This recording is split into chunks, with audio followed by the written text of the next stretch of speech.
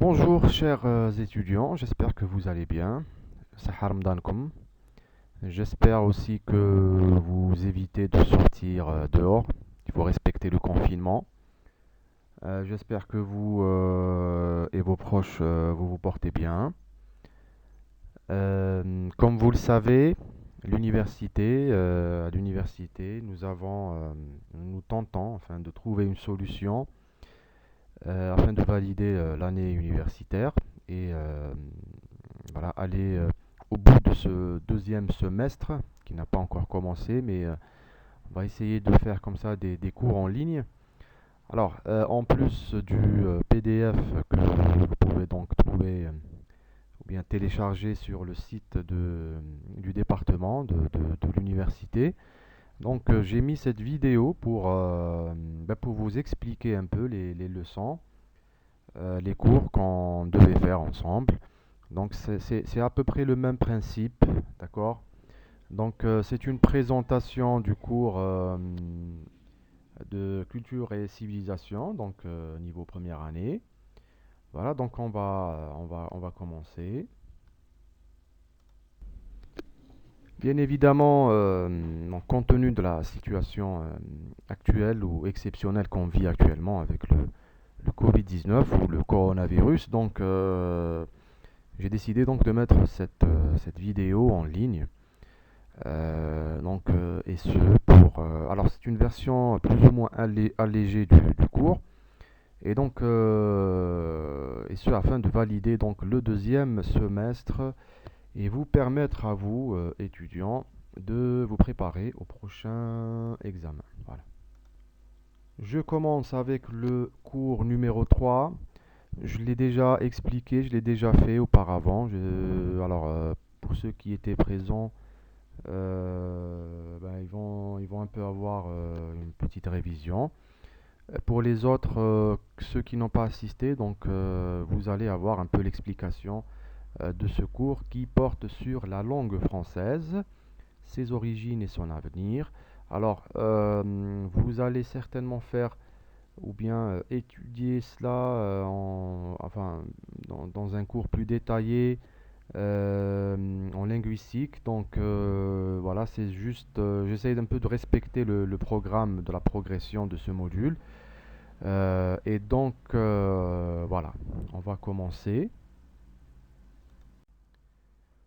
Alors, je vous lis et j'explique en même temps, comme j'ai l'habitude de faire. Alors, ses origines, premièrement, donc ses origines. Si la langue française est aujourd'hui une langue diplomatique et académique, son histoire est assez mouvementée. Alors, pourquoi elle est mouvementée? L'origine remonte à l'époque gauloise, puisque plusieurs mots utilisés aujourd'hui sont dérivés du gaulois. Vous avez des mots qui remontent à très très loin, hein. Donc des mots comme charrue, charrette, cherroyer, verbe cherroyer. Donc, mais si on considère que cette langue a subi plusieurs transformations et est rattachée à d'autres langues comme le celtique, le grec, l'arabe ou le germanique, il semble toutefois que le français dérive essentiellement du latin, au moins pour les traits les plus importants, donc la forme syntaxique. Ainsi, tout comme l'italien, l'espagnol, le portugais et le roumain, le français est une langue romane issue du latin dit vulgaire, langue qui était parlée. Voilà, en gros, hein, c'est une langue qui est vieille d'à peu près 1000 ans. Voilà, elle a une histoire longue, une histoire complexe. Et voilà, c'est une langue qui, comme je l'ai déjà expliqué, donc c'est une langue euh, qui est dérivée principalement du latin, c'est-à-dire que la forme syntaxique, elle est différente, elle ressemble, avec l'italien ou le portugais ou l'espagnol, c'est à peu près la même forme syntaxique, mais si vous prenez les langues germaniques par exemple, l'allemand, le néerlandais, la forme syntaxique, elle est différente du français. D'accord?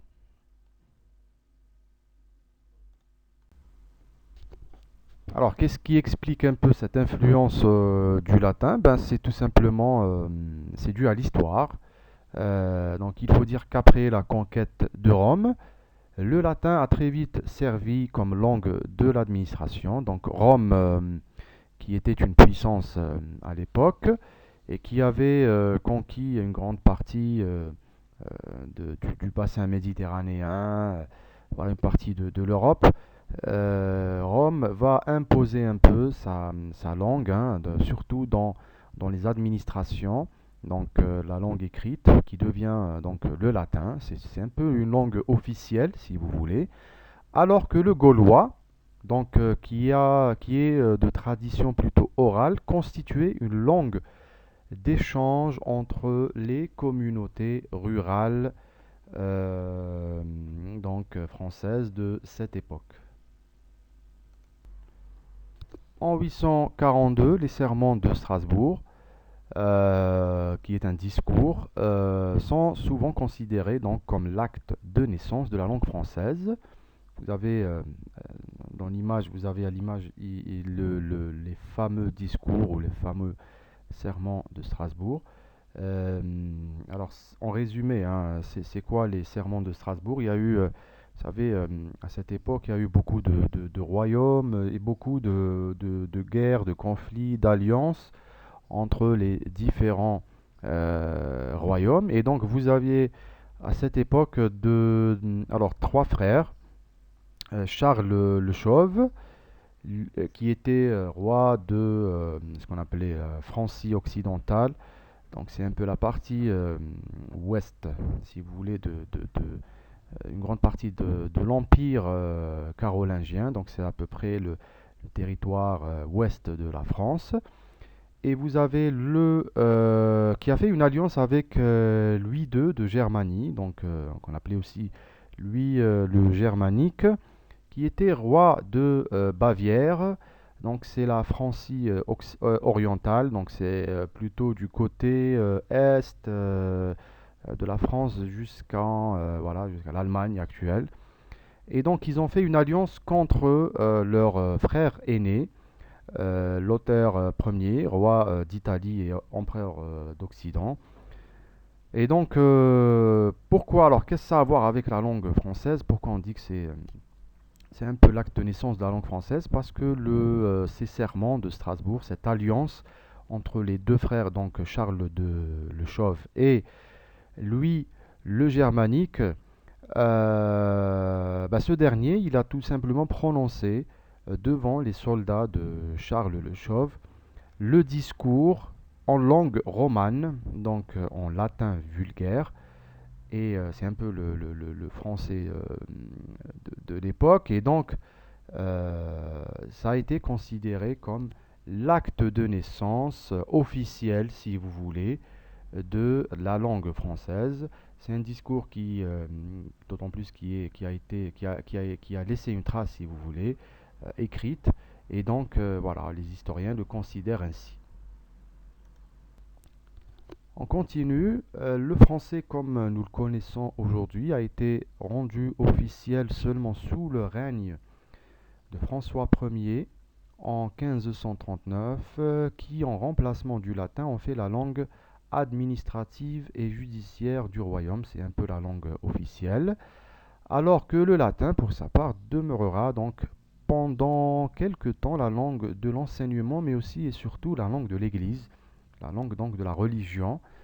C'est un peu une mise à l'écart de la langue du latin, hein. Alors, le français classique des 16e et 17e siècles, porté surtout par des textes littéraires, laisse peu à peu place au français moderne. Ça aussi c'est important. Du 18e siècle, langue véhiculaire de l'Europe, parlée surtout dans un contexte de diplomatie internationale, par exemple. Donc, à partir du 18e siècle, le français moderne va prendre voilà, une proportion assez importante euh, surtout dans un contexte diplomatique. Avec la colonisation, le français se propage en Amérique du Nord, d'abord au XVIIe siècle et surtout en Afrique au XIXe, donc à partir du XIXe siècle. Le français a emprunté, comme beaucoup de langues, a emprunté de nombreux termes à d'autres langues et ce dans des contextes historiques, culturels ou sociologiques assez précis. Guerre, commerce, colonisation, alliance, etc. Donc ici, l'emprunt, c'est lorsqu'on se sert de quelque chose, lorsqu'on prête quelque chose. Et donc le français s'est servi de beaucoup de termes, donc empruntés à des langues étrangères. Alors, pourquoi dans des contextes historiques différents? Donc vous avez comme ça lorsque vous avez des contacts avec euh, entre les peuples ou entre les pays, ben c'est normal qu'il y ait comme ça une certaine, il y a comme ça des emprunts, il y a une influence qui est surtout visible donc à partir de la langue. Euh, je, alors, je donne l'exemple. Alors, on va d'abord continuer. Donc, parmi ces langues, on cite l'anglais, l'italien, l'arabe, l'allemand, l'espagnol, sans parler des langues anciennes, donc le latin, le grec, gaulois. Ça veut dire quoi? Ça veut dire que le français, euh, qui a, comme je l'ai expliqué tout à l'heure, qui a une origine, si vous voulez, qui est constitué surtout de latin, il va, à travers les siècles, au contact des autres pays, des autres nations, des autres peuples. Alors ça peut être à cause d'une guerre, à cause du commerce, de la colonisation ou bien des alliances entre les pays. Et ben, la langue va subir, si vous voulez, cette influence, va subir un peu ce métissage ou voilà, cette relation avec les autres langues. Alors, si vous prenez le dictionnaire Larousse, par exemple, aujourd'hui, qui compte environ 60 000 mots, et ben on estime qu'il y a à peu près 12 000 mots d'origine étrangère. Donc, c'est à peu près 20%. On exclut bien évidemment le latin qui demeure un cas particulier puisque ça fait partie un peu de l'évolution même de la langue française. Mais c'est pour vous dire que la langue française a subi pas mal de... Voilà, elle a emprunté beaucoup de mots. Alors, je peux vous donner comme ça un exemple qu'on va mettre avec le contexte historique. Il y a eu les guerres, ce qu'on appelait les guerres d'Italie. C'était entre la fin du 15e du 15e siècle et la première moitié du 16e siècle, donc entre 1494 et 1559. Ben, il y a eu beaucoup d'emprunts à l'italien à cause de cette guerre et surtout des mots qui sont justement qui sont relatifs à la guerre, des mots comme citadelle, canon, le verbe attaquer aussi. C'est des mots empruntés à l'italien, donc des mots qui font référence à la guerre et qui sont donc italiens, voilà. Alors pour l'emprunt, alors vous allez certainement faire ça encore une fois dans le cours de linguistique. Donc vous avez plusieurs formes d'emprunt. Donc il y a l'emprunt direct, quand on prend le mot tel qu'il est et quand l'utilise voilà, dans cette langue, dans la langue.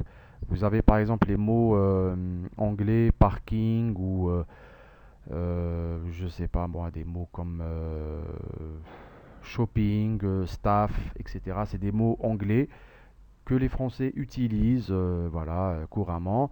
Vous avez aussi par exemple le calque, lorsqu'on on prend un mot. Alors on prend deux mots, par exemple living room, ça devient, donc on va calquer, on va essayer de traduire textuellement, ça devient salle de séjour tout simplement. Voilà, et vous avez l'emprunt sémantique, etc. Donc il y a plusieurs genres d'emprunt. Voilà, donc ça c'est pour l'emprunt. On va voir autre chose maintenant. Aujourd'hui, cette langue est utilisée comme moyen de communication par plus de 200 millions de locuteurs ou de personnes à travers le monde, en France et surtout en Afrique, avec près de 100 millions de francophones, voire plus. Et justement, on va voir dans la deuxième partie du cours, justement, l'influence de la francophonie africaine. Voilà, on va le voir maintenant.